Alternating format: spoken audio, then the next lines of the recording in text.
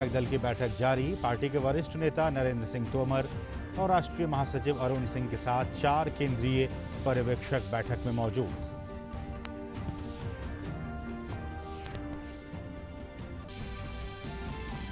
दिल्ली में कोरोना के बढ़ते मामलों को देखते हुए लॉकडाउन को 1 सप्ताह के लिए और बढ़ाया गया। दिल्ली में कल से मेट्रो सेवा रहेगी बंद। उत्तर प्रदेश में भी आंशिक कोरोना कर्फ्यू 17 मई तक बढ़ाया गया।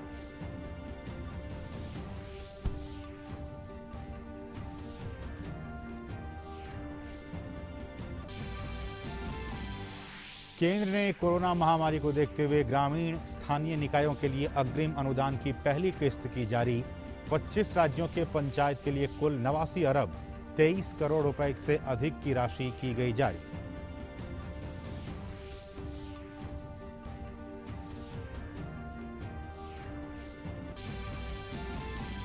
देश में अब तक दिए गए 16 करोड़ 94 लाख से ज्यादा कोविड टीके। कल एक दिन में 20 लाख से ज्यादा दिए गए टीके। देश में कोरोना के नए मामलों का 4 लाख से ज्यादा आना लगातार जारी। आज लगातार दूसरे दिन भी 4000 से ज्यादा मरीजों की हुई मौत। वायुसेना द्वारा कोविड सहायता का प्रयास लगातार जारी। इंडोनेशिया के जकार्ता से विशाखापत्तनम पहुंचेंगे 2 क्रायोजेनिक कंटेनर, 2 C-17 विमान, फ्रांस के बोर्डो से 2 ऑक्सीजन जनरेटर और जर्मनी के फ्रैंकफर्ट से तरल ऑक्सीजन लेकर आ रहे हैं स्वदेश।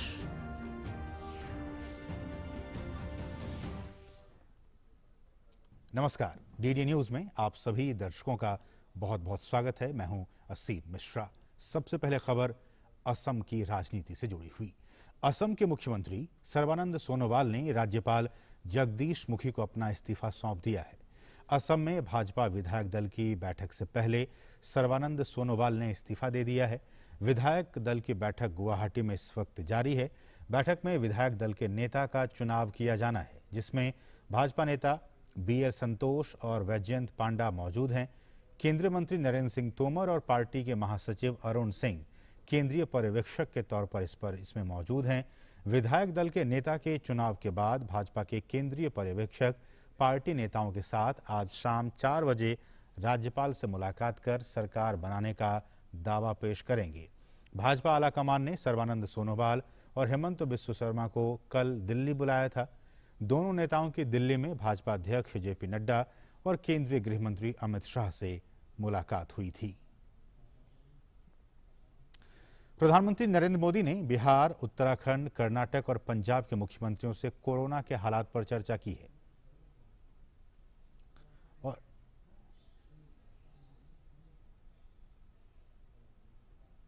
और हमारे साथ हमारे सहयोगी शैलेंद्र मिश्र इस वक्त ताज़ा अपडेट के साथ मौजूद हैं। शैलेंद्र, लगातार प्रधानमंत्री को हम देख रहे हैं कि जिन जिन राज्यों में स्थिति खराब है या फिर वैसे भी उन राज्यों के मुख्यमंत्रियों के साथ लगातार प्रधानमंत्री टेलीफोन पर बातचीत कर रहे हैं। आज जब इन राज्यों के साथ बातचीत हुई है, क्या कुछ प्रधानमंत्री की बातचीत हुई है? निश्चित तौर पर असीम, हम देख रहे हैं कि प्रधानमंत्री नरेंद्र मोदी लगातार कई राज्यों के मुख्यमंत्रियों से जो हालात हैं कोविड को लेकर उन राज्यों में उस पर बातचीत कर रहे हैं। आज पंजाब, कर्नाटक, बिहार और उत्तराखंड के मुख्यमंत्रियों के साथ प्रधानमंत्री ने बातचीत की। इससे पहले कल भी कुछ राज्यों के मुख्यमंत्रियों के साथ बातचीत की थी।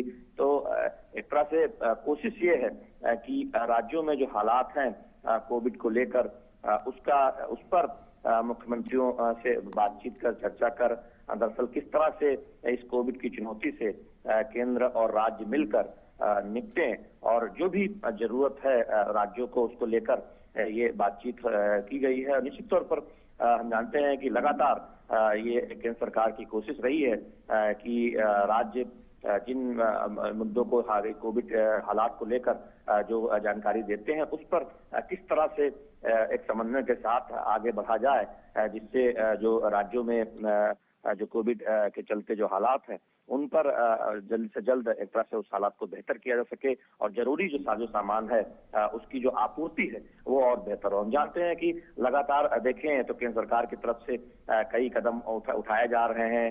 खासतौर पर जो ऑक्सीजन एक्सप्रेस है वो हम देख रहे हैं कि कई राज्यों में पहुंच रही है, जिससे जो ऑक्सीजन आपूर्ति को लेकर जो जो एक तरह से देखे स्थिति है शैलेंद्र, वो लगातार बेहतर हो रही है। शैलेंद्र बहुत बहुत शुक्रिया। अब इस वक्त से चलेंगे असम, जहां नरेंद्र सिंह तोमर जो केंद्रीय पर्यवेक्षक के तौर पर मौजूद हैं, वो इस वक्त मीडिया को संबोधित कर आइए सुनते हैं।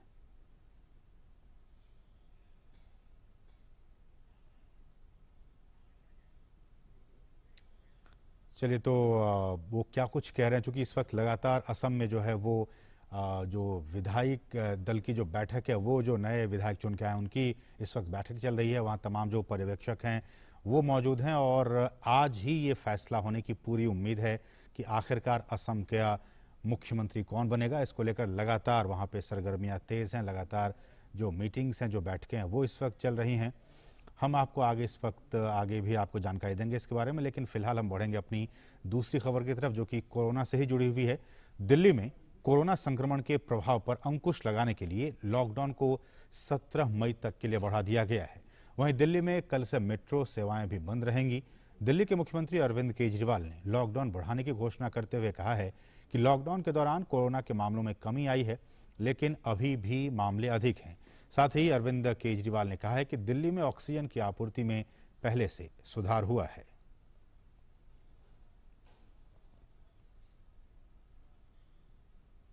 वहीं यूपी की बात करें तो उत्तर प्रदेश में कोरोना संक्रमण की रफ्तार पर प्रभावी नियंत्रण के लिए आंशिक कोरोना कर्फ्यू को 17 मई तक के लिए बढ़ा दिया गया है। इस दौरान आवश्यक सेवाओं को छोड़कर बाकी सभी दुकानें और प्रतिष्ठान बंद रहेंगे। दरअसल प्रदेश में पिछली 30 अप्रैल से ही कर्फ्यू लागू है, जिसे कोरोना के मामलों के कारण लगातार बढ़ाया जा रहा है। गोवा में तेजी से बढ़ते कोरोना वायरस को काबू करने के लिए आज से कोरोना कर्फ्यू वहां लागू हो गया है। इस दौरान चिकित्सा आपूर्ति सहित आवश्यक सेवाएं जारी हैं। किराने की दुकानें सुबह 7 बजे से 1 बजे तक खुली हैं। रेस्टोरेंट सुबह 7 बजे से शाम 7 बजे तक टेक अवे ऑर्डर्स ले सकेंगे। कर्फ्यू के दौरान खेल परिसर, ऑडिटोरियम, सामुदायिक भवन, मनोरंजन पार्क, जिम, स्पा, सलून, सिनेमाघर, theatre, multiplex, mall, swimming pool, school, college, शिक्षण और कोचिंग संस्थान और धार्मिक स्थल और बाजार बंद रहेंगे। और इस सब के बीच देश भर में कोरोना के मामलों में बढ़ोतरी जारी है। कोरोना संक्रमण के ताज़ा आंकड़ों की बात की जाए तो पिछले 24 घंटों में देश भर में कोरोना के 4,03,000 से अधिक नए मामले सामने आए हैं। वहीं पिछले 24 घंटों में रिकॉर्ड 3,86,444 मरीज उपचार करवाकर स्वस्थ हो चुके हैं। इस समय देश में सक्रिय मामलों की कुल संख्या 37,36,648 है। बीते 24 घंटों में देश भर में 4,092 मरीजों की मौत हुई है। वहीं मृतकों का कुल आंकड़ा 2,42,362 हो गया है।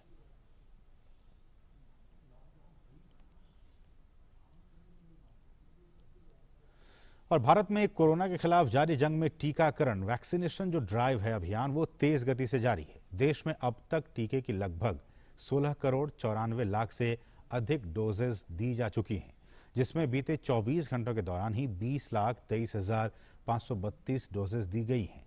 इनमें से लगभग 8 लाख लाभार्थियों को पहली और 12 लाख को दूसरी डोज दी गई। स्वास्थ्य मंत्रालय ने कहा है कि 18 से 44 वर्ष के लगभग 2,90,000 लाभार्थियों को कोविड का पहला टीका लगाया गया। अब तक इस आयु वर्ग के लगभग 18 लाख लोग कोविड टीका लगवा चुके हैं। वैक्सीनेशन का तीसरा चरण इस महीने की पहली तारीख से शुरू हुआ है।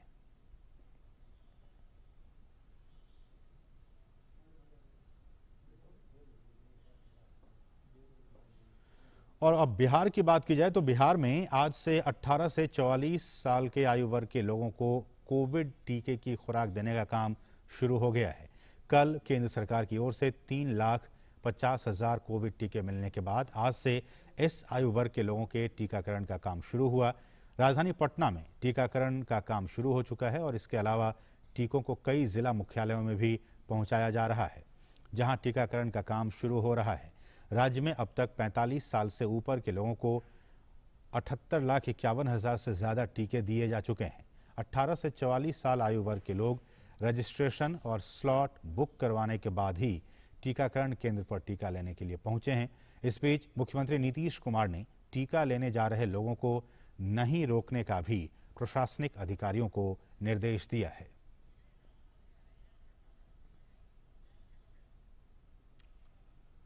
और आपको हम सीधे लिए चलते हैं असम, जहां से कुछ हमें लाइव तस्वीरें मिल पा रही हैं।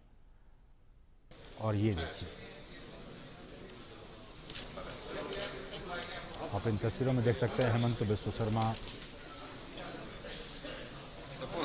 तमाम जो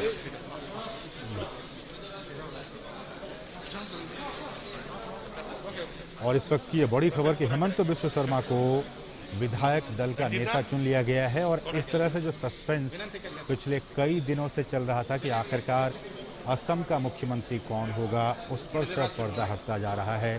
हेमंत बिस्व शर्मा को विधायक दल का नेता चुन लिया गया है। और ये उस बैठक की तस्वीरें, और ये वहाँ के जो तमाम जो विधायक हैं वो वहाँ बैठे हुए हैं। जैसा कि हमने आपको बताया कि आज विधायक दल के तमाम जो नेता हैं उनकी बैठक हो रही है। इस बैठक में तमाम केंद्रीय पर्यवेक्षक मौजूद हैं, हेमंत बिस्व शर्मा मौजूद हैं, सर्बानंद सोनोवाल मौजूद हैं, तमाम लोग मौजूद हैं। और जो इस वक्त की बड़ी खबर आ रही है वो ये कि इस बैठक के बाद से हेमंत बिस्व शर्मा को विधायक दल का नेता चुन लिया गया है। इस वक्त की ये ब्रेकिंग न्यूज़, असम से जुड़ी हुई खबर कि असम में हेमंत बिस्व शर्मा को विधायक दल का नेता चुन लिया गया है। ये इस वक्त की बड़ी खबर। आज विधायक दल की इस वक्त कुछ देर पहले मीटिंग चल रही थी। हमने वो तस्वीरों में आपको दिखाया किस तरह से तमाम जो विधायक थे वो इस मीटिंग में मौजूद थे, केंद्रीय पर्यवेक्षक मौजूद थे। और उसके बाद ये फैसला लिया गया कि असम में हेमंत बिस्व शर्मा को विधायक दल का नेता आखिरकार चुन लिया गया है। हमारे साथ हमारे सहयोगी ग्राउंड जीरो से कमल बोरा इस वक्त ताज़ा अपडेट के साथ मौजूद है। कमल, आखिरकार जो पिछले एक हफ्ते से सस्पेंस मैं कहूँ चल रहा था कि आखिरकार असम की कमान कौन संभालेगा, उस पर सब पर्दा हट गया है। हेमंत बिस्व शर्मा को ये जिम्मेदारी दी गई है। जी बिल्कुल, आपने सही फरमाया। जैसे सबको आशा था, सबको उम्मीदें था कि हेमंत बिस्व शर्मा के खेमे में जिस तरीके का सपोर्ट दिख रहा था, ये लगभग पहले से ही एक साइड ऐसा था कि हेमंत बिस्व शर्मा को ही इस विधायक दल का नेता चुना जाएगा, और वैसा ही हुआ। और आज ये कुछ ही जस्ट 5 मिनट पहले ही उनको विधायक दल का नेता चुना गया, और सभी दल के जितने भी विधायक हैं सभी सर्वसम्मति उनको मिला है। और यहाँ पे ये कार्य में यहाँ पे जो 4 सेंट्रल ऑब्जर्वर्स थे, उनमें से थे एग्रीकल्चर मिनिस्टर नरेंद्र सिंह तोमर, उनके साथ थे केंद्रीय नेता BL संतोष, अरुण सिंह और बैजयंत जय पांडा। ये सभी लोगों के सामने और सभी विधायकों के सामने इनको नेता चुना गया है। और सबको ये जरूर असम के लोगों को जो ये उम्मीदें था, जो उनको एक्सपेक्टेशन था, एक हेमंत बिस्व शर्मा से जो उम्मीदें था, ये उम्मीदें अभी फुलफिल हो सकता है, ऐसा एक भावना लोगों के मन में पहले ही था। फिलहाल ये इसमें मोहर लग गया है कि आने वाले जो असम को चलाने का जो रेस्पॉन्सिबिलिटी है, जो हैवी रेस्पॉन्सिबिलिटी है, जिसको निभाने में जो उन्होंने अपना सक्षमता को जो पहले ही जाहिर कर चुके हैं, पहले ही प्रमाणित कर चुके हैं, तो ये अभी इसी रेस्पॉन्सिबिलिटी को आगे लेके जाएंगे वो। और लोगों का जो उम्मीद है, उम्मीद में वो खड़े उतरेंगे, ऐसा एक माहौल पहले से दिख रहा था। फिलहाल मोहर जो लग गया है, लोगों के मन में जरूर खुशी होगा कि खुशी का माहौल दिखने को मिलेगा। कमल, ये अगर कहा जाए कल जिस तरह से दोनों की मुलाकात दिल्ली में हुई, तमाम जो वरिष्ठ नेता हैं बीजेपी के वरिष्ठ नेता, उनसे मुलाकात हुई, और उसके बाद से आज ये विधायक दल की ये बैठक हुई, क्या ये माना जाए कि इस बात का फैसला असम से नहीं बल्कि दिल्ली से ही हो गया था कल? जी देखिए, ये दिल्ली से ही, देखिए बीजेपी का जो कल्चर है, बीजेपी दल का जो कल्चर है, आप लोगों ने पहले भी देखा है कि जो भी प्रदेश का अगर मुख्यमंत्री का बात करें या फिर देश का प्रधानमंत्री का बात करें, तभी ये एक सेंट्रल बोर्ड के मीटिंग में जो ये तय होता है। उसी तरीके से अगर कल्चर को अगर हम लोग देखेंगे तो जरूर ये हम लोग ये एक तरीके से कह सकते हैं कि कल ही शायद तय हो गया था, लेकिन उसमें जो एक आनुষ্ঠাनिकता था, जो यहाँ पे जो विधायक दल का जो ये मीटिंग था, ये मीटिंग में इनको घोषित करने का जो ये आनुষ্ঠাनिकता है, वो आनुষ্ঠাनिकता यहाँ पे संपन्न हुआ है, यही जानने को मिला है। लेकिन ये आनुষ্ঠাनिकता से पहले ही लोगों का जो सपोर्ट था, हेमंत बिस्व शर्मा के जो सपोर्ट था, ये सपोर्ट को देखते हुए ही कल ये जो अनाउंसमेंट वहाँ पे होने वाले थे, शायद ये नहीं हुआ है। और जिस तरीके से मैं आपको बताना चाहूंगा, असम में बीजेपी को लाने में हेमंत बिस्व शर्मा का जो ये भूमिका है, वो भूमिका को देखते हुए और लोगों को जो ये सपोर्ट को देखते हुए सेंट्रल कमेटी ने अपना डिसीजन खुद अनाउंस करने से ज्यादा यहाँ पे विधान दल के मीटिंग में इसको अनाउंस करना ज्यादा मुनासिब समझा और उसी को फॉलो करते हुए हम लोगों ने देखा आज यहाँ पे ये किया है, उनका नाम अनाउंस किया है ताकि लोग को ये लगे कि जो हेमंत बिश्व शर्मा को जो सपोर्ट लोगों का सपोर्ट था वो लोगों की तरह चुना के एक मुख्यमंत्री मिला है। ऐसा ये माहौल बनाने के लिए ये डिसीजन यहाँ पे लिया गया है, यहाँ पे अनाउंस करने का ये फैसला लिया गया था। नहीं कमल, देखिए आप हमारे साथ बने रहिए, इसलिए भी कि बहुत सारे सवाल आपसे जानने हैं। मेरा अगला सवाल ये है कि हेमंत बिश्व शर्मा जबकि अब वो विधायक दल के नेता चुन लिए गए हैं, वो अब राज्य के अगले मुख्यमंत्री होंगे। हेमंत बिश्व शर्मा के बारे में जरा बताइए, कैसा उनका राजनीतिक उनका करियर रहा और किस तरह से उनकी सोच रही है जनता को लेकर, राज्य को लेकर, विकास को लेकर? जी बिल्कुल, ये सबसे सही सवाल है। देखिए मैं थोड़ा अगर मैं हिस्ट्री में जाना चाहूंगा, जो कांग्रेस का जो तीन शासन काल में हेमंत बिश्व शर्मा जो मंत्री रहे थे तब भी उन्होंने जो मंत्रित्व का दायित्व पालन करने का जो सक्षमता है वो सक्षमता को तब भी उन्होंने प्रूव किया था और बीजेपी के शासनकाल में भी उन्होंने अपना जो सक्षमता है, जो काबिलियत है, वो काबिलियत को लोगों के सामने रखा था। शायद यही एक बात है जिसके लिए वो काफी जनप्रिय है, काफी लोकप्रिय है। सिर्फ आसाम में ही नहीं, अगर पूरी नॉर्थ ईस्ट में भी आप देखेंगे हेमंत बिश्व शर्मा का छवि जो है एक बहुत पॉपुलर नेता के तौर पे उभरे हैं। उनके जो सक्षमता है, उनके सक्षमता का परिचय सिर्फ आसाम के लोगों को ही नहीं, पूरे नॉर्थ ईस्ट के लोगों को है। अगर हम लोग त्रिपुरा के जो लास्ट इलेक्शन देखेंगे, त्रिपुरा के इलेक्शन में भी ये बात भी सामने आया है कि त्रिपुरा में जो बीजेपी ने जो लेफ्टिस्ट गवर्नमेंट को जो हटा के जो अपना सरकार बनाने में सक्षम रहा है, उनमें भी हेमंत बिश्व शर्मा काफी वहाँ पे भूमिका है। तो ये बात यही जाहिर करता है कि कितना एक्सपीरियंस है, कितना सक्षम है, कितना काबिल है। अगर हम लोग आसाम की जो डेवलपमेंट के जो गति जो मिला है पिछले 5 सालों में, हेमंत बिश्व शर्मा ने जो हेल्थ सेक्टर में जो काम किया है, जो एजुकेशन सेक्टर में जो काम किया, खासकर कोरोना काल में जो असम को उससे उभारने में जो ये मदद किया, जो काम किया, इवन इलेक्शन के समय भी, इलेक्शन के बाद भी उन्होंने दिन रात एक करके अभी भी वो काम में जुटे हुए थे। 1 घंटा मतलब यहाँ मीटिंग में आने से भी पहले भी वो एक्टिव थे। तो इस तरीके के एक पॉलिटिशियन है जिसके कारण उनका जनप्रियता जो है असम से बढ़कर वो पूरा नॉर्थ ईस्ट में उनका जनप्रियता का बात लोग करते हैं। तो यही एक कारण है, शायद लोगों का सपोर्ट उनको मिला है और उसी के फलस्वरूप आज उनको ये पद मिला है, ये रेस्पॉन्सिबिलिटी मिला है। ठीक है कमल, आप हमारे साथ बने रहिए। हमारे साथ शैलेंद्र मिश्र इस वक्त फोन लाइन पे जुड़ गए हैं। शैलेंद्र, देखिए 1 हफ्ते का सस्पेंस, और सस्पेंस अब जाके ये पर्दा इस पर से उठ गया कि हेमंत बिश्व शर्मा जो हैं वो असम के अगले मुख्यमंत्री होंगे। मेरा सवाल ये है कि जैसा कि हमने पिछले चुनाव में देखा था शैलेंद्र, कि वहाँ पे एक फेस था, सीएम का एक फेस था, बीजेपी उस फेस को लेकर आगे बढ़ी थी सर्बानंद सोनोवाल को। इस बार के चुनाव में बीजेपी ने कोई फेस आगे नहीं रखा, दोनों में से किसी कोई फेस को आगे नहीं रखा। एक बात। दूसरी बात ये कि जो एक करिश्माई चेहरा, अगर मैं हेमंत बिश्व शर्मा के जरिए से ये कहूं कि पिछले 70 सालों का जो इतिहास रहा है, राजनीतिक इतिहास असम का, उसमें यह कहा जा रहा है कि कोई भी सत्ताधारी पार्टी कांग्रेस को छोड़ दिया जाए तो बीजेपी पहली बार 70 साल के इतिहास में दोबारा से सत्ता में वापसी की है, और इस वापसी में हेमंत बिश्व शर्मा का काफी बड़ा योगदान रहा है। इसलिए भी बीजेपी ने इस चेहरे को चुना है मुख्यमंत्री के तौर पर। आपकी प्रतिक्रिया?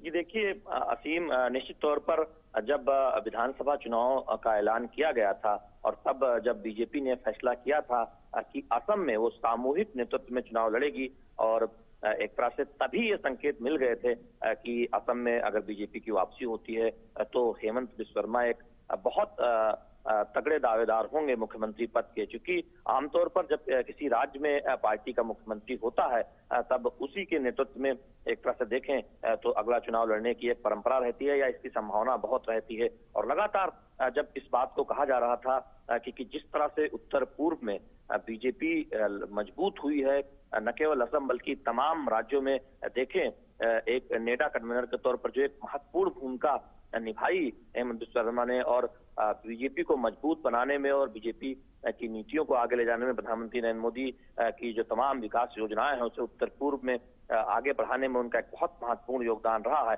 और निश्चित तौर पर ये संकेत मिले थे कि उन्हें आगे कर सकती है पार्टी चुनाव के बाद, और आज जब उन्हें औपचारिक तौर पर नेता चुना गया है और कल ही जब दिल्ली में बैठक हुई थी तभी इस बात के संकेत मिले थे कि वो मुख्यमंत्री पद के लिए उनके नाम को आगे किया जा सकता है। तो बहुत महत्वपूर्ण इसलिए है, एक बहुत ही कद्दावर नेता के तौर पर न केवल असम बल्कि पूरे उत्तर पूर्व में जाने जाते हैं, और खास तौर पर उन अपने संगठन कौशल और लोगों को उत्तर पूर्व में जोड़ने की उनकी जो कला है, और इसके साथ ही साथ प्रशासनिक भी जो उनका अनुभव है, मंत्री के तौर पर जिस तरह से उन्होंने 5 साल एक तरह से काम किया और जो जिम्मेदारी उनको दी गई उस पर बेहतरीन तरीके से उसे आगे बढ़ाया है, तो निश्चित तौर पर ये कोई सरप्राइज नहीं है, ये कोई चौंकने वाला नाम नहीं है, क्योंकि ये संभावना चुनाव के ऐलान से ही ये जताई जा रही थी कि अगर बीजेपी सत्ता में वापस लौटती है असम में, तो एक बड़े दावेदार के तौर पर हेमंत बिस्वा शर्मा का नाम सामने आएगा। और कल जब बीजेपी के राष्ट्रीय अध्यक्ष जेपी नड्डा के आवास पर गृहमंत्री अमित शाह और विभिन्न नेताओं की जो बैठक हुई थी, जिसमें सर्बानंद सोनोवाल और हेमंत बिस्वा शर्मा शामिल हुए थे, और उस बैठक के बाद जब यहाँ से निकले थे और कहा था कि कल फैसला होगा विधायक दल की बैठक में, और उसके बाद ही ये संकेत मिलने लगे थे कि उन्हें मुख्यमंत्री पद के तौर पर उनके चेहरे को आगे किया जा सकता है, यानी वो अगले मुख्यमंत्री होंगे। तो निश्चित तौर पर जब उन्हें औपचारिक तौर पर नेता चुना गया है, तो इसमें कोई देखें चौंकने वाली बात नहीं है, क्योंकि ये बहुत ही एक तरह से कयास लगाए जा रहे थे कि इस बार उनके नेतृत्व में ही सरकार बनाई जाएगी, जहां तक असम का सवाल। ठीक है कमल, मैं आपके पास आऊंगा, लेकिन शैलेंद्र आपसे एक और सवाल, उसके बाद मैं कमल के पास जाऊंगा। अगर चूंकि आप पॉलिटिकल रिपोर्टर हैं, इन तमाम चीज़ों का आप बहुत बारीकी से जानते हैं और समझते हैं शैलेंद्र, मेरा सवाल ये है कि अगर मैं पॉइंट्स और कुछ बिंदुओं की बात करूं, तो किन पॉइंट्स पे आपको लगता है कि पलड़ा जो है भारी नजर आया हेमंत बिस्वा शर्मा का सर्बानंद सोनोवाल के मुकाबले असम की राजनीति को देखते हुए? ये देखिए, पिछले कुछ वर्षों से लगातार ये कहा जा रहा था कि एक तरह से देखें तो बहुत महत्वपूर्ण भूमिका निभाई है हेमंत बिस्वा शर्मा ने प्रशासन चलाने में, और साथ ही साथ बीजेपी के विस्तार में, संगठन में नए लोगों को जोड़ने में, और नेडा कन्वीनर के तौर पर तमाम सहयोगियों को साथ रखने पे। हम जानते हैं कि बीजेपी और एनडीए के घटक दलों के साथ ये देखें तो असम में जो नई सरकार बनेगी उसमें किस तरह से सहयोगियों को जोड़कर आगे बढ़ने की जो एक उनकी कला है, और जो एनडीए को जो बड़ा विस्तार हमने देखा है उत्तर पूर्व में, प्रधानमंत्री नरेंद्र मोदी की नीतियों को आगे बढ़ाते हुए और विकास योजनाओं को आगे बढ़ाते हुए एनडीए के सहयोगियों को जोड़ने में जो सफलता हेमंत बिस्वा शर्मा को मिली है, तो निश्चित तौर पर वो एक ऐसा कौशल है जिसको लेकर देखें तो उनके नाम को काफी आगे माना जा रहा था। और साथ ही साथ ये एक इस बारे में भी बहुत चर्चा थी कि जो भी टास्क उन्हें दिया जाता है, जो भी टास्क को आगे ले जाने की कोशिश करते हैं, उसमें निश्चित तौर पर बहुत सफल रहते हैं। तो एक तरह से देखें तो ये एक बहुत चर्चा थी बीजेपी में भी कि इस बार हेमंत बिस्वा शर्मा को मुख्यमंत्री के तौर पर विधायक दल का नेता चुना जा सकता है, और वैसा होता दिखाई भी दिया। और सबसे जो बड़ा एक जो गुण रहा है, और जो मुझे लगता है कि जिसको लेकर पार्टी आलाकमान ने जिस बात पर विचार किया होगा कि किस तरह से सहयोगियों को जोड़ना है, एनडीए में नए नए सहयोगियों को शामिल करना है और सहयोगियों के साथ मिलकर किस तरह से आगे बढ़ना है, इसमें हेमंत बिस्वा शर्मा को बहुत ही एक तरह से देखे तो बेहतरीन राजनीतिक तौर पर नेता माना जाता है। ठीक है शैलेंद्र, आपके साथ बने रहिए, मैं आपके पास दोबारा लौटूंगा, लेकिन मैं एक बार फिर से गुवाहाटी चलूंगा। हमारे सहयोगी कमल बोरा इस वक्त लाइव जुड़ गए हैं। कमल, जहां तक सभी लोग जानते हैं कि अगर हेमंत बिस्वा शर्मा की बात की जाए तो उसे बीजेपी का चाणक्य कहा जाता है पूर्वोत्तर की राजनीति को देखते हुए। इस चाणक्य ने जो इस बार चमत्कार किया है कि बीजेपी दोबारा सत्ता में आई है, 75 सीटें गठबंधन को लेकर पूरी वो दोबारा सरकार सत्ता में आई है बीजेपी की। कैसे देखा जाए इस एनालिसिस को हेमंत बिस्वा शर्मा के राजनीतिक करियर को, क्योंकि हम ये भी जानते हैं कि एक वक्त में अपने राजनीतिक करियर की शुरुआत उन्होंने कांग्रेस से की थी, और आप बेहतर बता पाएंगे कि तरुण गोगोई से झगड़ा होने के बाद, मनमुटाव होने के बाद उन्होंने कांग्रेस से रिजाइन दिया, और कांग्रेस मुक्त पूर्वोत्तर बनाने में उनकी बहुत बड़ी भूमिका रही। बिल्कुल असीम, देखिए मैं भी थोड़ा अगर पीछे जाना चाहूंगा।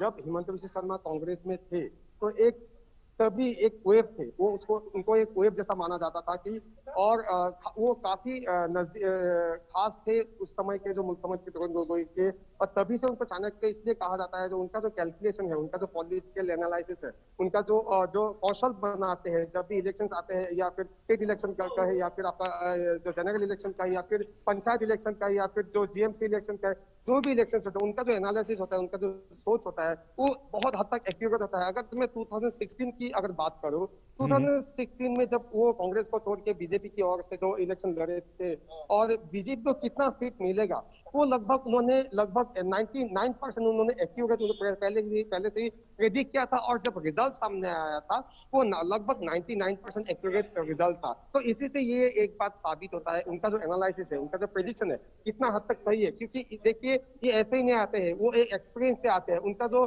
सोच होता है, वो जिस तरीके से कैंपेन करते हैं, जिस तरीके से लोगों के बीच में जाते हैं, लोगों को टच करते हैं, हार्ट को टच करते हैं, उनका जो पॉपुलैरिटी है वो ऐसे ही नहीं आया है। उनका एक मैजिक मैं बताना चाहूंगा, उनका एक मैजिक है।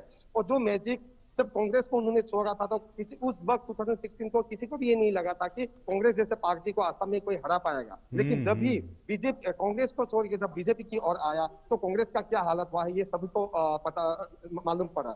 और 2016 में भी बीजेपी को जिस तरीके का बहुमत मिला था, और जिस तरीके से कांग्रेस के अलायंस को अपनी ओर खींच के जिस तरीके से उन्होंने एक साथ को सरकार को चलाने में जो भूमिका पालन किया, वो निश्चित तौर पे सभी लोगों को याद है। और वही पॉलिसी इस बार भी काम किया। इस बार बीपीएफ नहीं है, बीपीएफ की जगह यूपीपीएल को बीपीएल में उन्होंने एस्टैब्लिश किया, फिर यूपीपीएल को अपने साथ लेके इस बार भी इलेक्शन लगा। और इस बार भी इलेक्शन में उनका जो कॉन्फिडेंस था, वो कॉन्फिडेंस में कभी भी कहीं भी कमी नहीं आया था। इसीलिए इस बार भी 60 सीट 2016 को भी मिला था, 2021 को भी 60 सीट मिला है।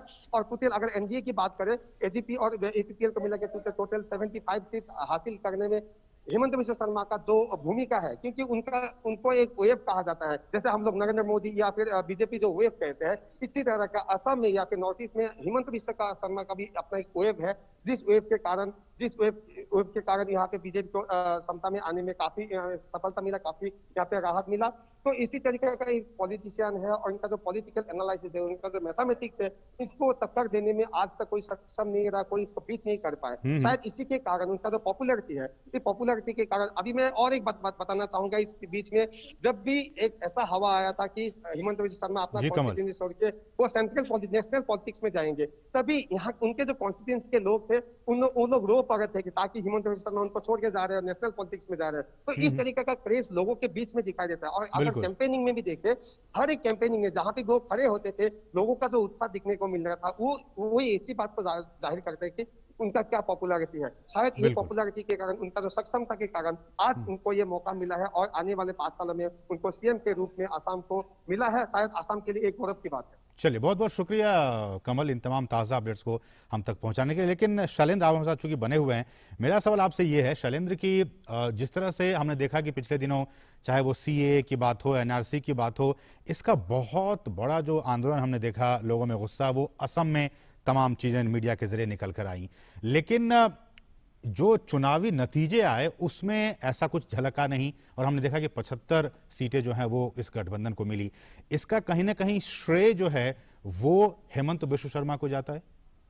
लेकिन निश्चित तौर पर बीजेपी की जो रणनीति प्रधानमंत्री नरेंद्र मोदी की अगुवाई में जिस तरह से तमाम उत्तर पूर्व के लिए विकास की योजनाओं को आगे बढ़ाया गया, और वहां की जो जमीनी हकीकत है वो ये कहा जाता है कि हेमंत बिश्व शर्मा से बेहतर कोई नहीं जानता है, और किस तरह से सीए को लेकर जो एक भ्रम फैलाने की कोशिश हुई, उस पर किस तरह से सरकार के पक्ष को, बीजेपी के पक्ष को रखना है, उस रणनीति को आगे बढ़ाने में और जमीनी स्तर पर जनता को समझाने में निश्चित तौर पर हेमंत बिश्व शर्मा की एक बहुत महत्वपूर्ण भूमिका रही है। और यही वजह है कि आज हम देख रहे हैं कि उन्हें विधायक दल के नेता के तौर पर चुना गया है, यानी वो राज्य के अगले मुख्यमंत्री होंगे। तो निश्चित तौर पर हेमंत बिश्व शर्मा की जो भूमिका रही है तमाम उन मुद्दों पर, जिन मुद्दों पर हमने असम में आंदोलन देखा और ये देखा कि विपक्ष ने घेरने की कोशिश की बीजेपी को और बीजेपी के तमाम नेताओं को, तो ऐसे मुद्दों पर न केवल अपनी बात रखना बेहतर तरीके से, बल्कि जनता को समझाने में सफल होना, ये एक बहुत बड़ा कौशल है हेमंत बिश्व शर्मा का। और यही कहते हैं कि उत्तर पूर्व में अगर कोई जनता की नब्ज सबसे ज्यादा जानता है कि वहाँ की जनता क्या चाहती है, किन मुद्दों को लेकर उनकी राय क्या है, इन सबको अगर कोई सबसे बेहतर तरीके से उत्तर पूर्व में समझता है तो वो पिछले कई वर्षों से अगर किसी एक नेता का नाम आगे आता था तो हेमंत बिश्व शर्मा का नाम एक तरह से देखें हमेशा लिया जाता है कि वो एक नेता के तौर पर दरअसल पल्स जानते हैं, लोगों की नब्ज जानते हैं, उत्तर पूर्व की और असम की जनता की नब्ज जानते हैं कि वो किसी मुद्दे पर क्या राय रखती है। तो ये बहुत महत्वपूर्ण होता है किसी राजनेता के लिए कि वो फीडबैक अपनी जनता से ले। तो यही वजह है कि आज हम देख रहे हैं कि विधायक दल के नेता के तौर पर उनका चुनाव किया। चलिए, तो असम को एक नया चेहरा मिल गया है, उनके नए मुख्यमंत्री होंगे हेमंत बिस्व शर्मा। बहुत बहुत शुक्रिया शैलेंद्र, इन तमाम ताज़ा अपडेट्स को हम तक पहुंचाने के लिए आपका बहुत बहुत शुक्रिया। तो असम से जुड़ी ये खबर थी, जहां हेमंत बिस्व शर्मा अब राज्य की कमान उनके कंधों पर होगी। वो अब इस राज्य के नए मुख्यमंत्री बनने वाले हैं, हेमंत बिस्व शर्मा। बढ़ेंगे आगे और बात करें एक बार फिर से कोरोना की ही। देखिए, कोरोना को हराना है, इसी ध्येय वाक्य के साथ आज 18 साल से अधिक आयु के युवाओं ने छत्तीसगढ़ के बिलासपुर में टीका लगवाया। सुबह से ही युवाओं में टीकाकरण को लेकर जबरदस्त उत्साह दिखाई दिया। शहर के वर्जेस स्कूल परिसर में टीकाकरण के लिए पहुंचे युवाओं की कतार दिखाई दी।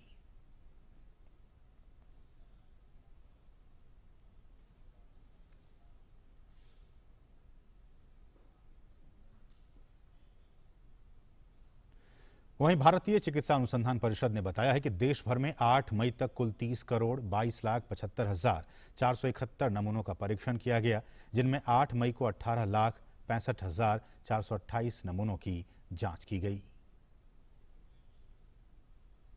भारत में कोरोना महामारी की दूसरी लहर से निपटने के लिए भारतीय वायुसेना अहम भूमिका निभा रही है। वायुसेना ने इंडोनेशिया से 2 ऑक्सीजन कंटेनरों को विशाखापट्टनम पहुंचाया है। वहीं वायुसेना के C-17 विमान के जरिए फ्रांस के बोर्डो से 2 ऑक्सीजन जनरेटर को भारत लाया जा रहा है। साथ ही जर्मनी के फ्रैंकफर्ट से लिक्विड ऑक्सीजन को मुंबई लाया जा रहा है। इसके अलावा वायुसेना देश के विभिन्न राज्यों में भी ऑक्सीजन मुहैया कराने के लिए पूरी मुस्तैदी के साथ जुटी हुई है। 2 क्रायोजेनिक ऑक्सीजन कंटेनर को हिंडन से भुवनेश्वर पहुंचाया गया। साथ ही हैदराबाद से भी 4 क्रायोजेनिक ऑक्सीजन कंटेनरों को भुवनेश्वर लाया गया है और नागपुर और पुणे से 8 क्रायोजेनिक ऑक्सीजन कंटेनरों को भुवनेश्वर और जामनगर लाया जा रहा है। और देश में कोरोना मरीजों के लिए ऑक्सीजन एक्सप्रेस के जरिए ऑक्सीजन की आपूर्ति लगातार जारी है। आज लिक्विड मेडिकल ऑक्सीजन के 20 मीट्रिक टन के 4 टैंकरों को लेकर पहली ऑक्सीजन एक्सप्रेस कानपुर पहुंची।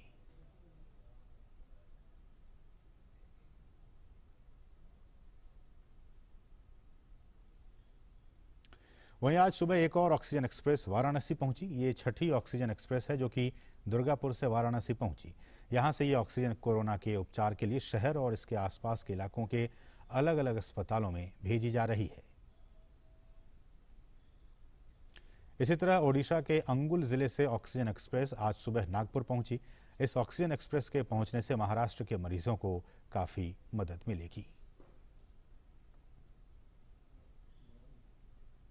इस बीच कोरोना की दूसरी लहर से निपटने के लिए अंतर्राष्ट्रीय मदद मिलनी लगातार जारी है। भारत के साथ अपने व्यापक कूटनीतिक साझेदारी को बढ़ाते हुए ब्रिटेन से 3 ऑक्सीजन जनरेटर और 1000 वेंटिलेटर की खेप आज नई दिल्ली पहुंची। एक ट्वीट में विदेश मंत्रालय के प्रवक्ता ने कहा है कि इस संकट के समय भारत अपनी नजदीकी मित्र से मिली सहायता का बहुत सम्मान करता है। आपात स्थिति को समझते हुए एयरपोर्ट अथॉरिटी ने भी इस विमान के आने के साथ इसे 30 मिनट के भीतर कस्टम क्लियरेंस दे दिया।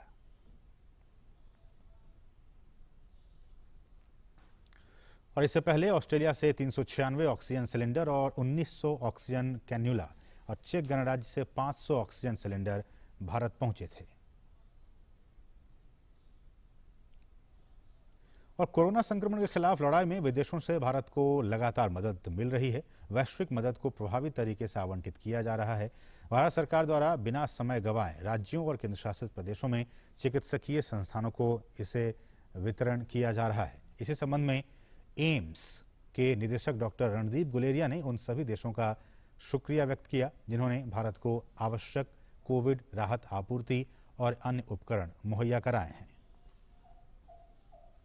The All India Institute of Medical Sciences would like to thank all the foreign donations that have come in the form of oxygen concentrators and other equipment to help us fight the huge surge of cases that we're seeing in the second wave as far as India is concerned.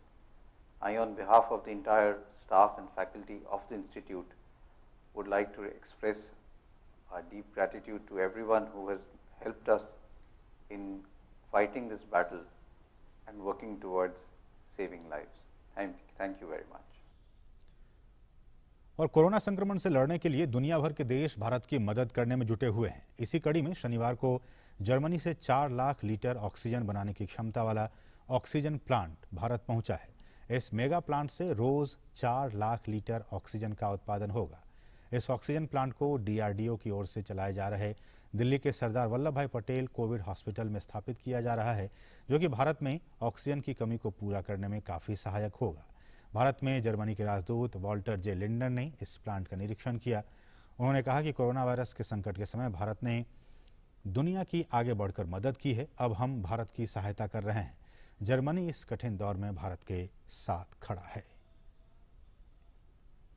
Yes, you see, India has given so much during the corona crisis to the world, vaccines and medicine, so it's just an act of returning this help. So when we got to know that India needs mostly oxygen, we had our military getting into gear, and they brought in a big oxygen production plant. And I'm happy that the military working very well together with the Indian side, MEA, and all the actors which are here are working together, because we are all in this together in this crisis. You know, only together we can win it, and that's why we are here. So I don't want to make a big fuss out of it.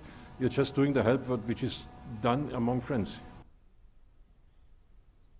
और corona के खिलाफ जारी जंग में रक्षा अनुसंधान और विकास संगठन यानी DRDO उत्तराखंड के हल्द्वानी और ऋषिकेश में 2 कोविड केयर अस्पताल बना रहा है।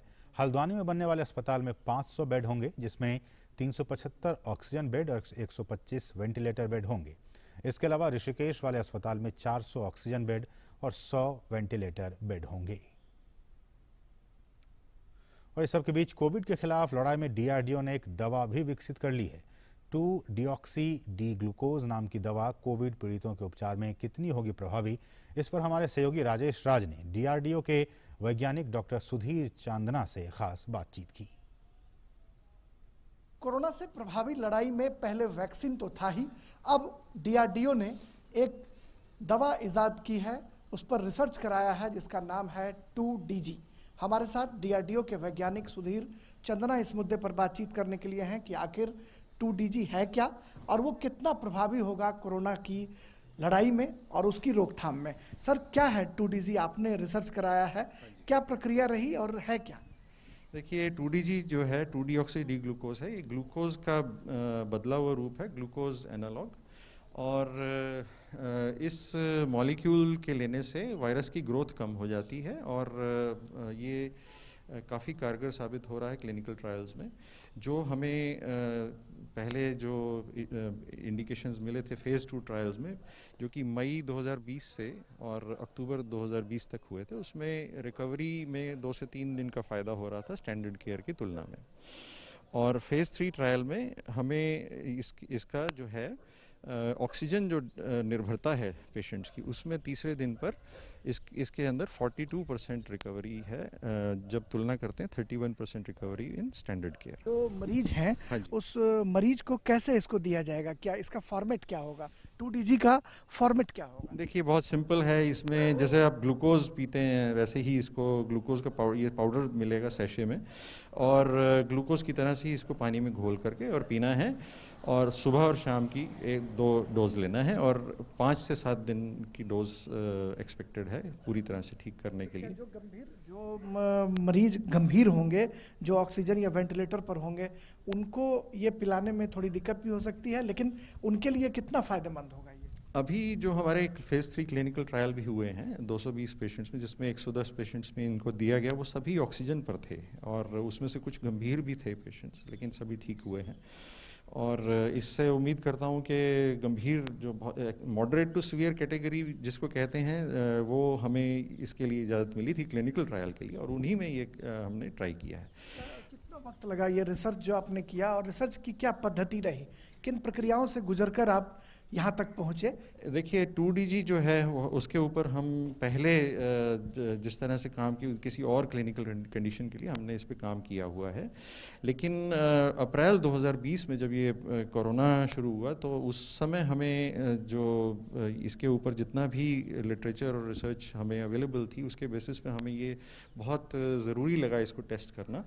और हमने इसको सबसे पहले टेस्ट किया CCMB हैदराबाद जाकर के उनकी BSL-3 लैब में, और वहाँ पर हमने सेल्स के अंदर जो वायरस SARS-CoV-2 वायरस इन्फेक्शन के साथ हमने इसको पहले टेस्ट किया, और उसमें ये ज़ाहिर हुआ उन रिज़ल्ट्स में ये कि ये बहुत अच्छे तरीके से, बहुत प्रभावी तरीके से वायरस की ग्रोथ को सेल्स के अंदर रोक देती है। हम अक्टूबर 2020 में हमें फ़ेज़ 2 ट्रायल के पूरे रिज़ल्ट्स अवेलेबल थे, जिसमें जो रिकवरी है वो अच्छे से दिखाई दे रही थी। तो ड्रग कंट्रोलर ने हमें इजाज़त दी कि हम और ज़्यादा बड़े सैंपल पेशेंट और ज़्यादा नंबर ऑफ़ पेशेंट्स पे हम ये काम करें, और फिर हमने ये आगे बढ़ाया। उसके बाद ये बाज़ार में 2DG कब तक उपलब्ध होगा? लोगों को इससे राहत कब से मिलना शुरू हो जाएगा? हम उम्मीद करते हैं कि डॉक्टर रेड्डीज़ लैब जो हमारे इंडस्ट्री पार्टनर हैं वो बहुत जल्दी ही इसको मैन्युफैक्चर करके और मार्केट में उपलब्ध करा पाएंगे कुछ ही दिनों में। अंदाज़ा कुछ भी नहीं बता सकता हूँ मैं, लेकिन बहुत जल्दी हो जाना चाहिए। क्योंकि जब एक आस जगी है कि DRDO ने एक ऐसी दवा लाई है जो लोगों के लिए रामबाण साबित हो सकते हैं, तो लोगों की उम्मीदें बढ़ी हैं, तो मुझे लगता है कि अगर बाज़ार में जल्दी उपलब्ध हो तो लोगों की जान जो है बच सकती है। देखिए, इस काम को शुरू करने के पीछे जो भावना थी वो ये थी कि किसी भी तरह से अगर इस मॉलिक्यूल में कोई पोटेंशियल है तो हम इसको पेशेंट्स की जान बचाने के लिए जल्दी से जल्दी लेकर के आएँ, और यही सेवा भावना हमारे इंडस्ट्री पार्टनर की हमें दिखी, और उसी भावना से मैं ये बोलूँगा कि उनकी तरफ से बहुत कोशिश हो रही है कि जितना जल्दी हो सके पेशेंट्स को ये अवेलेबल हो जाए। DRDO समेत जो अन्य वैज्ञानिक या और जो लोग इन्वॉल्व हुए, वो कितने लोग इसमें इन्वॉल्व हुए, और फिर आप जो मकाम तक पहुँचे वो कितना प्रभावशाली रहा, कितना उसको आप शेयर करेंगे हमारे दर्शकों के लिए कि कैसे आप वहाँ तक पहुँचे? देखिए, शुरू से डॉक्टर अनंत नारायण भट्ट जो मेरे साथी हैं, उन्होंने ये एक्सपेरिमेंट हमारे शुरू किया हमारे डिपार्टमेंट में, और फिर CCMB में जाकर के हमने ये काम शुरू किया। और जो हमारे चेयरमैन DRDO हैं doctor G Satish Reddy sir, उनका बहुत ज़्यादा बड़ा सहयोग हमें इसमें रहा है, बहुत बड़ा सहयोग रहा है, और शुरू से लेकर के अब तक उनके सहयोग से हम ये आगे बढ़ा पाए। और CCMB में भी जो वैज्ञानिक हैं उनके साथ हमने मिलकर के ये किया था। तो हमारे यहाँ से हम 2 वैज्ञानिक हैं, और CCMB का जो शुरू का हमने 15-20 दिन का एक्सपेरिमेंट किया है वो वहाँ के वैज्ञानिक ने किया है। एक साथ में इन्वॉल्व हुए इस पूरी प्रक्रिया में कितने लोग लगभग इन्वॉल्व हुए? देखिए, जो DRDO से हैं वो हम 2 लोग हैं, और जो इनिशियल एक्सपेरिमेंट है वो हमें एक साइंटिस्ट जो है CCMB में और उनके director CCMB doctor Rakesh Mishra, उनसे मदद लिया। और उसके बाद ये क्लिनिकल ट्रायल्स में जब आ गया तो डॉक्टर रेड्डीज़ लैब के साथ हमने ये काम शुरू किया। बहुत संक्षेप में, जो कोरोना पीड़ित हैं उनके लिए क्या कहेंगे कि ये दवा जब आएगी कैसे उसका इस्तेमाल करेंगे लोग, और उनके लिए कितना फ़ायदा होगा? देखिए, इसको दवा को लेना बहुत आसान है, और इस दवा के फ़ायदे हमने खुद देखे हैं क्लिनिकल ट्रायल्स में, तो हमें ये बहुत उम्मीद है कि पेशेंट्स के लिए ये दवा लेना भी बहुत आसान रहेगा। जैसे इसे घोल करके पिया जाता है, जैसे आप ग्लूकोज को पीते हैं, और उसका जो प्रभाव हैं वो इतने शांत तरीके से बड़े अच्छे प्रभाव हमें दिखे हैं, तो हम उम्मीद करते हैं कि पेशेंट्स को बहुत फ़ायदा होगा इससे। चलिए, बहुत शुक्रिया। डॉक्टर सुधीर चंदना जो वैज्ञानिक हैं DRDO के, उनका साफ तौर पर कहना है कि जब ये मार्केट में 2DG उपलब्ध होगा तो निश्चित तौर पर उन लोगों के लिए फ़ायदेमंद होगा जो कोरोना से पीड़ित हैं, जो कोरोना की वजह से गंभीर अवस्था में हैं, उनके लिए यह दवा रामबाण साबित हो सकता है। कैमरामैन विनय तिवारी के साथ DRDO नई दिल्ली से मैं राजेश राज, DD न्यूज़ के लिए। और इस बीच नोएडा पुलिस ने शनिवार को कोरोना वायरस के उपचार में उपयोग होने वाली दवा रेमडेसिविर की कालाबाजारी करने के आरोप में 7 लोगों को गिरफ्तार किया है। पुलिस ने उनके पास से भारी मात्रा में कोरोना वायरस के उपचार में प्रयोग होने वाली दवाइयां और इंजेक्शन बरामद किए हैं। 7 आरोपी मेडिकल व्यवसाय से ही जुड़े हुए हैं। ये लोग निमोनिया के इलाज में प्रयोग होने वाले इंजेक्शन पर रेमडेसिविर का लेबल लगाकर बेचा करते थे। आरोपी एक इंजेक्शन 12 से 40 हजार रुपए में बेच रहा था। और कोरोना महामारी के दौरान समाज के कई लोगों ने मदद का हाथ बढ़ाया है। ऐसे ही नागपुर में ट्रांसपोर्ट कॉन्ट्रैक्टर प्यारे खान ऑक्सीजन दाता की भूमिका निभाकर कई लोगों के जीवन की रक्षा कर रहे हैं। मैं ऐसे मानवीय काम के लिए पैसे कैसे ले सकता हूँ। ये शब्द थे नागपुर के एक ट्रांसपोर्ट कारोबारी प्यारे खान के। कोरोना की इस महामारी ने विश्व में त्रासदी मचाई है। स्वाभाविक रूप से नागपुर भी इससे अछूता नहीं। विगत दिनों जब समूचे देश में ऑक्सीजन की कमी थी, तो नागपुर में ऑक्सीजन की किल्लत से कोरोना मरीजों के सामने जीवन का खतरा था। तभी प्यारे खान ने स्वयं तकरीबन 1 करोड़ रुपए खर्च कर 2 ऑक्सीजन टैंकर्स लाकर सरकारी अस्पतालों में ऑक्सीजन उपलब्ध कराकर मानवता का एक अनोखा परिचय दिया। अभी तक तो हम लोग ने काफ़ी टनेज में ऑक्सीजन दे दिया। 19 टैंकर्स हम लोग चला रहे हैं अभी। और श्री नितिन गडकरी जी ने, सबसे तो उनको आपके चैनल के माध्यम से थैंक्स कहना चाहूँगा कि उन्होंने मुझ पर विश्वास किया और पूरा का पूरा नागपुर और विदर्भ का ऑक्सीजन का मैनेजमेंट उन्होंने मेरे को दे दिया। तो हम लोग आज 19 टैंकर्स के से उनको ये सर्विस दे रहे हैं, प्रोवाइड करवा रहे। तो एवरीडे हम लोग अभी 200 टन के आसपास ऑक्सीजन लेके आ रहे हैं। 150-200 ऐसा लेके आते हैं। नागपुर और विदर्भ में कोरोना मरीजों की संख्या दिन ब दिन अचानक बढ़ रही थी और ऑक्सीजन बेड खाली न होने से मरीज और परिजन परेशान थे। ऐसे में रमजान के पवित्र महीने में पुण्य प्राप्त करने के मकसद से प्यारे खान ने सरकारी मेडिकल कॉलेज, एम्स, मेयो जैसे कई अस्पतालों में लोगों को 5 से 40 लाख खर्च कर ऑक्सीजन सिलेंडर्स और कंसंट्रेटर्स उपलब्ध कराए। केंद्रीय मंत्री नितिन गडकरी के आह्वान से प्रेरित होकर प्यारे खान ने इस उपक्रम की शुरुआत की। प्यारे खान के स्वभाव को देखकर नितिन गडकरी ने पूरे विदर्भ में सरकारी अस्पतालों में ऑक्सीजन आपूर्ति के प्रबंधन का जिम्मा प्यारे भाई को सौंपा है। नागपुर में प्रतिदिन 19 ट्रकों के माध्यम से करीबन 200 टन प्रतिदिन तरल मेडिकल ऑक्सीजन लाकर उसे सभी सरकारी अस्पतालों में आवश्यकता अनुसार देने का प्रयास हो रहा है। कोरोना के काल में मानवता के ऐसे उदाहरण समाज में सकारात्मकता के साथ साथ सेवा भाव को बढ़ावा देते हैं। प्यारे खान के सराहनीय कदम से समाज के लोगों को प्रेरणा मिलने के साथ कोरोना के खिलाफ जारी जंग में एकजुटता का भी संदेश मिलेगा। Bureau report, DD news. तो प्यारे खान जैसे लोग जो गंभीर बीमारी से जो पीड़ित लोग हैं, उन्हें प्राण वायु देने की, उन्हें पहुंचाने की कोशिशों में लगे हैं। इस बीच केंद्र सरकार ने कोरोना महामारी को देखते हुए 25 राज्यों में पंचायतों को 8,923.8 करोड़ रुपए का अनुदान जारी किया है। यह अनुदान पंचायती राज संस्थाओं के तीनों स्तरों, गांव, ब्लॉक और जिलों के लिए है। मंत्रालय ने बताया कि जारी की गई रकम साल 2021-22 के लिए यूनाइटेड ग्रांट्स की पहली किस्त है। इस रकम का उपयोग ग्रामीण स्थानीय निकायों द्वारा अन्य कार्यों के साथ ही कोविड महामारी से निपटने के लिए आवश्यक कदम उठाने के लिए किया जा सकेगा। जारी किए गए अनुदान में सबसे अधिक राशि उत्तर प्रदेश को 1,441.6 करोड़ रुपए मिली है। इसके अलावा पश्चिम बंगाल के 652.2 करोड़ रुपए, बिहार को 741.8 करोड़, गुजरात को 472.4 करोड़, हरियाणा को 187 करोड़, झारखंड को 249.8 करोड़, कर्नाटक को 475 करोड़ से ज्यादा, मध्य प्रदेश को 588 करोड़ से ज्यादा, महाराष्ट्र को 861 करोड़ से ज्यादा, राजस्थान को 570 करोड़ से ज्यादा और तमिलनाडु को 533 करोड़ रुपए से ज्यादा की अनुदान राशि जारी की गई है। ये राशि संक्रमण से लड़ने के लिए पंचायतों के 3 स्तरों में संसाधनों को बढ़ाने का काम करेगा।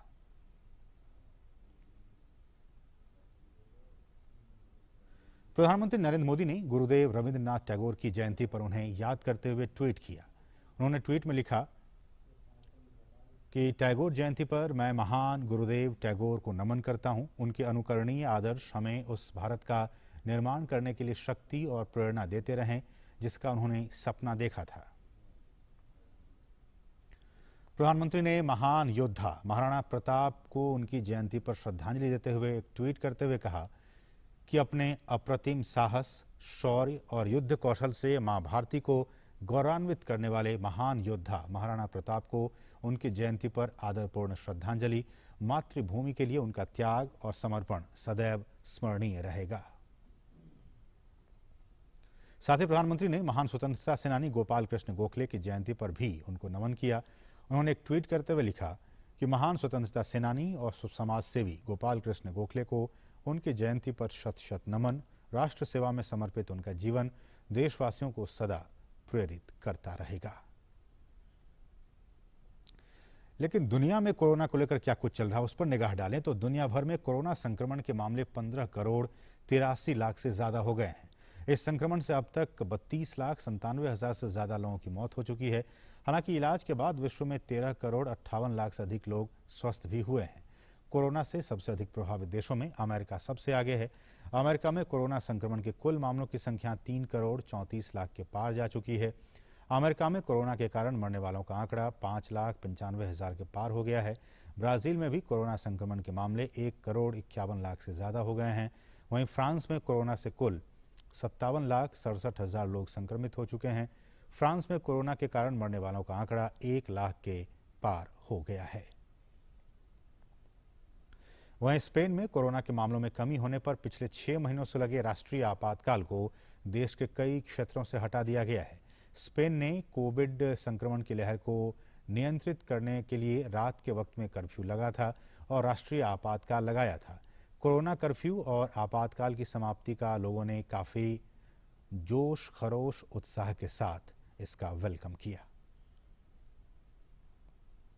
और वहीं ग्रीस में कोरोना के कारण लंबे वक्त से बंद समुद्री तटों को फिर से खोल दिया गया है। ग्रीस में पर्यटन को बढ़ावा देने के मकसद से समुद्री तटों सी बीच को खोल दिया गया है। ग्रीस की अर्थव्यवस्था का बड़ा हिस्सा टूरिज्म पर आधारित है, लेकिन पिछले कई महीनों से पर्यटकों के आवागमन पर लगे रोक से इकोनॉमी को भारी नुकसान हुआ है।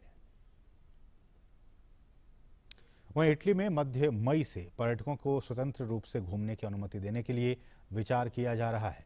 इटली में कोरोना के बढ़ते मामलों के कारण पर्यटकों को क्वारंटीन के नियमों का पालन करना आवश्यक है, लेकिन सरकार कोरोना के मामलों में कमी होने के बाद इन नियमों को वापस लेने पर विचार कर रही है।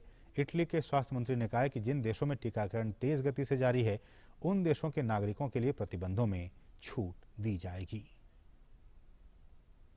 शीर्ष अमेरिकी ईंधन पाइपलाइन ऑपरेटर कोलोनियल पाइपलाइन ने साइबर हमले के बाद अपना पूरा नेटवर्क बंद कर दिया है। कोलोनियल पाइपलाइन का कहना है कि ये ईस्ट कोस्ट ईंधन आपूर्ति का 45% परिवहन करता है।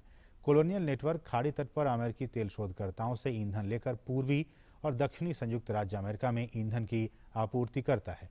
हालांकि अमेरिकी सरकार की जांच शुरुआती चरण में है। एक पूर्व अधिकारी और 2 उद्योग सूत्रों ने कहा है कि हैकर्स के एक पेशेवर साइबर समूह होने की संभावना है। मैड्रिड में रहने वाले हजारों कोलंबियाई लोगों ने कल स्पेन की राजधानी में राष्ट्रपति इवान ड्यूक की सरकार का विरोध करने वाले स्थानीय लोगों का साथ दिया। साथ ही इन लोगों ने पुलिस हिंसा का भी विरोध किया। दरअसल सरकार के बिक्री करों में बदलाव करने के फैसले को लेकर पिछले हफ्ते हजारों लोगों ने प्रस्ताव का विरोध करते हुए सड़कों पर उतर गए थे, जिसके नतीजतन कई गिरफ्तारियां हुई और कुछ की मौत हो गई। हालांकि इस प्रस्ताव को रद्द कर दिया गया था। अमेरिका के मैरीलैंड स्थित ओड लॉवन के घर के पास हुई गोलीबारी और विस्फोट में कम से कम 4 लोगों की मौत हो गई है। वहीं कुछ लोग घायल भी हुए हैं। मरने वालों में 2 वयस्क पुरुष, 1 वयस्क महिला और कथित शूटर भी शामिल है, जिसे बाल्टीमोर की पुलिस ने मार गिराया। जर्मन घरेलू लीग की दिग्गज क्लब बायर्न म्यूनिख ने अपने घरेलू मैदान में मुन्शेनग्लाडबाख को एकतरफा मुकाबले में 6-0 से हराकर बुंडेसलीगा का खिताब जीत लिया है। इस मैच में उनके खिलाड़ी रॉबर्ट लेवेंडोव्स्की शानदार खेल दिखाते हुए हैट्रिक जमाया। बायर्न का ये रिकॉर्ड 9वां जर्मन घरेलू खिताब है। और पिछले कुछ समय तक खराब फॉर्म से जूझ रहे चेल्सी का शानदार प्रदर्शन जारी है। इंग्लिश प्रीमियर लीग में चेल्सी ने मैनचेस्टर सिटी की 2-1 से हरा दिया।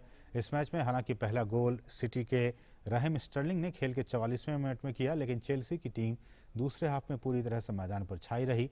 चेल्सी की तरफ से 63वें मिनट में जियाच ने गोल किया और फिर खेल के अंतिम क्षण में मार्कोस अलोंसो ने गोल कर मुकाबले में चेल्सी को जीत दिला दी। तो इस बुलेटिन में फिलहाल इतना ही। हमें दीजिए अनुमति। नमस्कार।